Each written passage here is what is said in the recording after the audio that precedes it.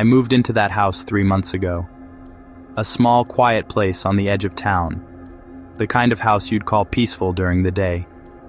But at night, it felt different. Too quiet. Like the walls were listening, holding their breath for something to happen. At first, it was nothing. Just the usual sounds an old house makes. Wood expanding, pipes settling. But there was one sound I couldn't explain. Footsteps. Soft, deliberate footsteps, coming from the hallway outside my bedroom. The first time I heard them, it was around 2 a.m. I froze in bed, holding my breath. The steps stopped right outside my door. I waited. 10 seconds. 20. Then, silence. A heavy, expectant silence. The next morning, I convinced myself it was a dream. Maybe I was half asleep. Maybe the neighbors made the noise. But my house doesn't have close neighbors, just trees, and the long, empty road leading into town. The isolation I'd wanted suddenly felt like a trap. The next night, it happened again. Tap, tap, tap. Slow, measured steps. I sat up, staring at the bottom of the door. A faint shadow moved across the floor, blocking out the light from the hallway. It stayed there, motionless, as if someone was just standing on the other side. Who's there? I grabbed my phone and turned on the flashlight, shining it under the door crack. Nothing. The hallway was empty. The shadow was gone.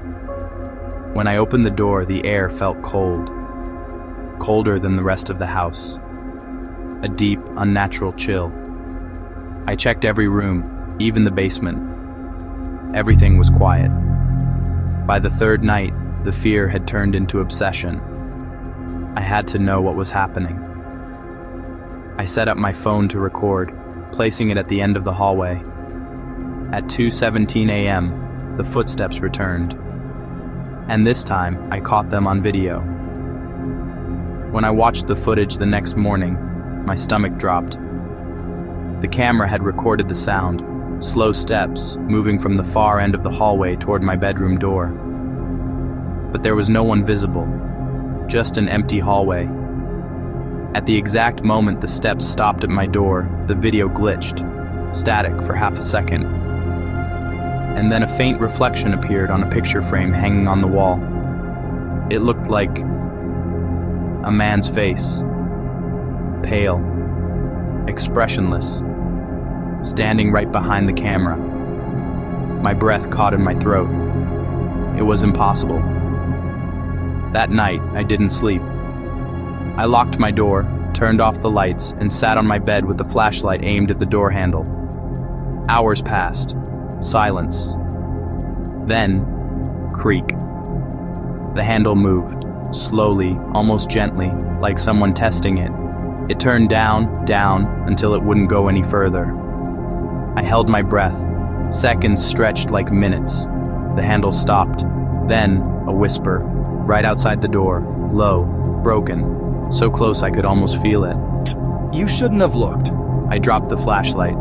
The beam flickered across the floor, and in that flicker, under the door, I saw it. A shadow. Feet. Bare, unmoving feet. Standing right there. They didn't move. They just stood there, waiting. I ran to the window, pushed it open, and jumped out into the cold night. When I turned back toward the house, the hallway light was on. And in the upstairs window, my window, someone was standing there, watching me. The same pale, expressionless face from the video. I moved out the next morning. I didn't even pack everything. I told the landlord I'd found a new place. He just nodded slowly, like he'd heard it before. Before I left, I asked, "Who lived there before me?" He paused, then said quietly, "No one. The last tenant left after hearing footsteps in the hallway. Her name was Anna." He looked up at me. "You're the third person to leave that house in less than a year."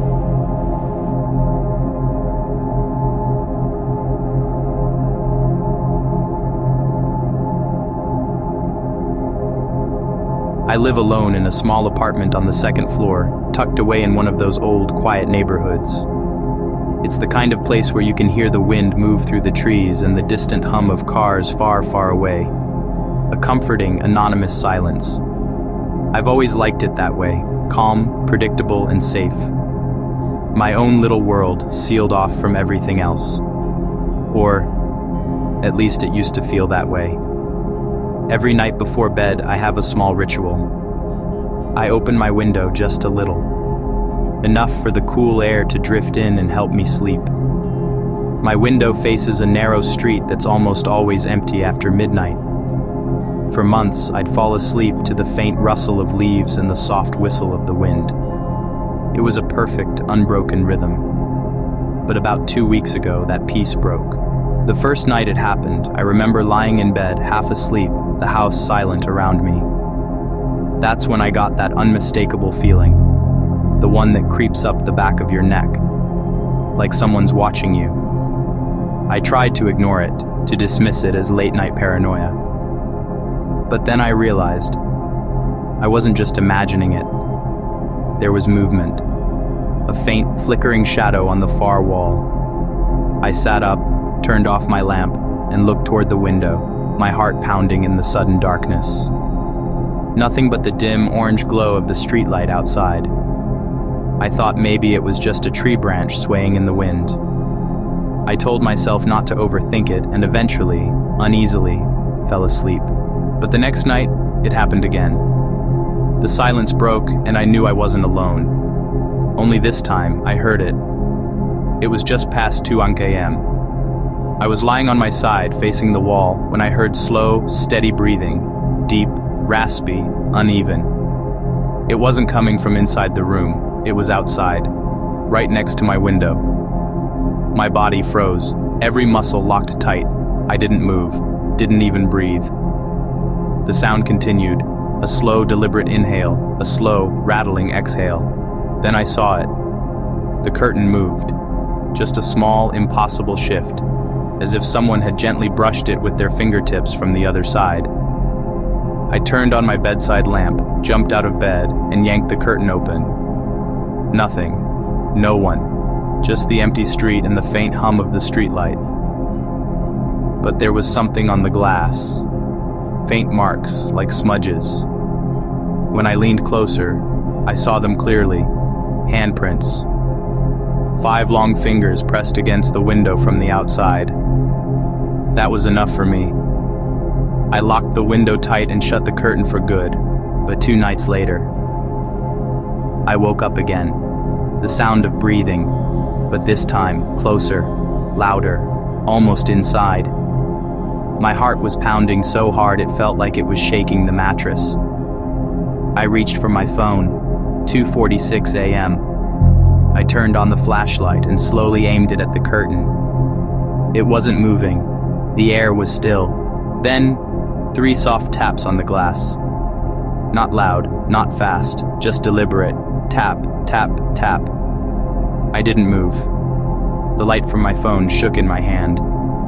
And then a voice, low, muffled, but clear enough to make my stomach twist. "Why'd you close it?"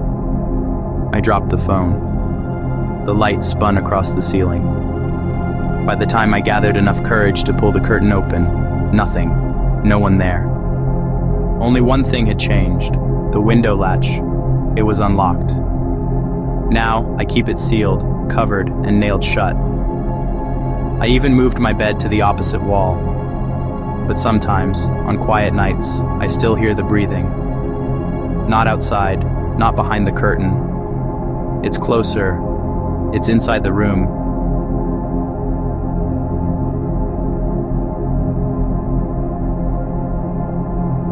It was close to midnight when I woke up to the sound of rain hitting the roof.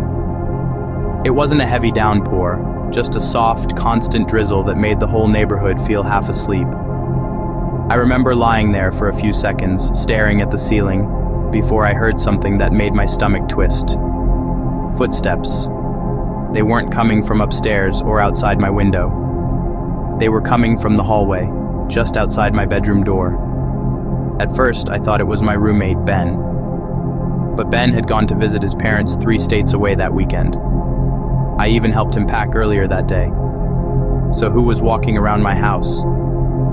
I slowly sat up in bed, every creak of the mattress sounding like thunder in the silence. I listened. The steps were slow, deliberate. Heel, toe, heel, toe. They stopped right outside my door. I reached for my phone on the nightstand. No service. I had left it in airplane mode after watching a movie before bed. My heart started beating faster as I unlocked it, but before I could turn on the flashlight, I heard a sound that made me freeze completely. The doorknob turned. Not fast, slowly, like someone testing if it was locked. I didn't move. I didn't even breathe. The knob rattled again, a little harder this time. Then, silence. For a few seconds, I thought maybe I imagined it. Maybe it was the wind. But then came the sound of breathing. Right. Outside. The door. It was shallow and uneven, like whoever was out there was trying to stay quiet too. My throat felt dry. My only thought was, don't make a sound. I reached over and quietly grabbed the baseball bat I kept beside my nightstand. The air felt heavy, like the whole house was holding its breath. Then, a single, soft knock. I almost screamed. It wasn't loud, just 3 faint taps. Then a whisper, "Open up." It didn't sound like Ben. It didn't even sound familiar. It was lower, rougher. I backed away from the door and reached for my phone to dial 911. As soon as I hit call, the footsteps started again. This time, moving away.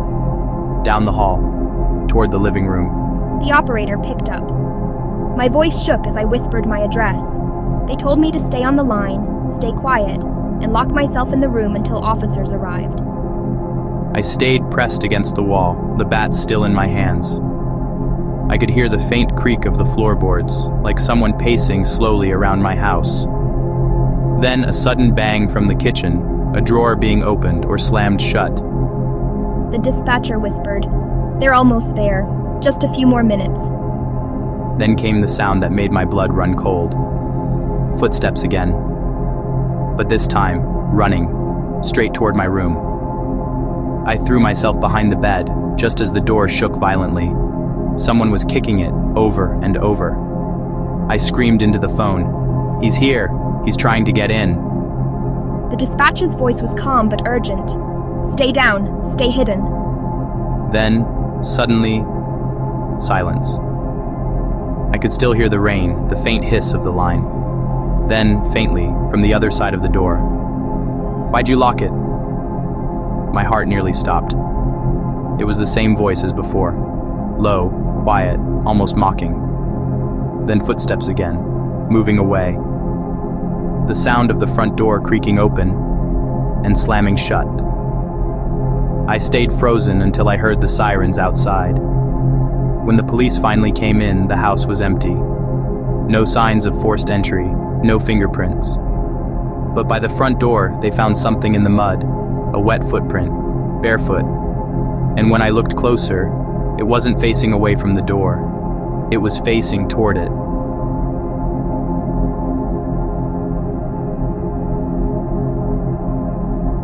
It was late, a little past 11:15 p.m., when Daniel heard the first knock. It wasn't loud, it wasn't aggressive, it was uncertain, almost shy, like whoever was outside wasn't sure if they even should be knocking. Daniel lived on the 3rd floor of an old apartment complex on the outskirts of the city. The kind of place where the hallway lights flicker, the pipes moan, and everyone pretends not to hear each other through the paper-thin walls. He'd moved in 6 months ago after his divorce, craving quiet, the kind of quiet that only loneliness can buy. That night, the rain hadn't stopped for hours. It tapped endlessly on his windows as he sat watching reruns, half distracted, half hypnotized by the dull glow of the TV. Then, knock, knock, knock. It cut clean through the sound of the storm. 3 short knocks, followed by silence. Daniel frowned. Nobody ever visited him this late. He muted the TV and listened. Nothing. Just the wind outside. He stood, walked to the door, and peered through the peephole. The hallway was empty. But the sound hadn't come from the door, had it? No. It was softer than that. Closer to his right. He turned toward the kitchen window that faced the fire escape. The rain streaked down the glass in trembling lines, distorting the faint orange glow of the streetlights. Then it came again. Knock, knock, knock. From the outside. Daniel's chest tightened. He lived 3 floors up. No one should be out there. He crept toward the window, careful not to make a sound. The room smelled faintly of coffee and damp wood. He pulled the curtain back just an inch and froze. Please, let me in. Someone's after me. Her voice cracked, trembling with fear. Daniel's instincts kicked in, part sympathy, part terror. He wanted to open the window, to help her. But something about her didn't sit right. Her movements were off. Jerky, like she was mimicking fear rather than feeling it. "Who's after you?" he asked, trying to sound calm. She looked up at him and smiled.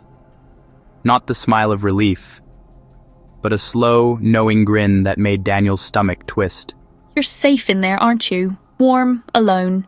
Daniel's breath hitched. "How do you know I'm alone?" But she didn't answer. Instead, she started tapping the glass with her fingernail. Slow, rhythmic. Click, click, click, click. He stepped back, the hair on his neck standing straight. Then came another sound, from inside the apartment. A floorboard creaked. Daniel spun around, heart racing. No one there. He turned back to the window. She was gone, only raindrops sliding down the glass. He exhaled shakily, trying to convince himself he'd imagined it. He checked the hallway. Empty. The door still locked. He spent the rest of the night awake, lights on, listening. The next evening, around the same time, he heard it again. Knock, knock, knock. This time softer, almost polite. He didn't move, didn't breathe. Then, through the silence, a voice called out. "Daniel, open the window." Every part of him went cold. She knew his name. He had never seen her before in his life. He backed into the hallway, grabbed his phone, and called 911. But before the operator picked up, he heard a faint scraping sound, like metal dragging against glass. He turned toward the kitchen again, heart pounding. The latch on the window was turning, on its own. Daniel bolted for the door, ripped it open, and fled into the hallway. He didn't stop until he reached the stairwell, pounding down to the lobby. By the time the police arrived, the fire escape was empty. No footprints, no broken lock, no trace anyone had been there. Except for one thing. On the inside of the glass, faint and fogged by condensation, were the words written in a finger's trail. "You shouldn't have left me outside." Daniel moved out the next week. But sometimes, even in his new apartment across town, he swears he hears it again. That quiet, hesitant knock, right before the rain begins to fall. And that was The Neighbor's Knock, our final story tonight. If these home invasion stories made you double-check your locks, you're not alone. Sometimes the scariest things aren't what break into our homes, but what already knows how to get in. If you've ever experienced something strange, a noise that shouldn't be there, a visitor who didn't feel quite right, share your story in the comments below. Your tale might be the next one we bring to life. Make sure to subscribe for more true horror stories, because the next one might happen a little closer to your door. Sleep well, if you can.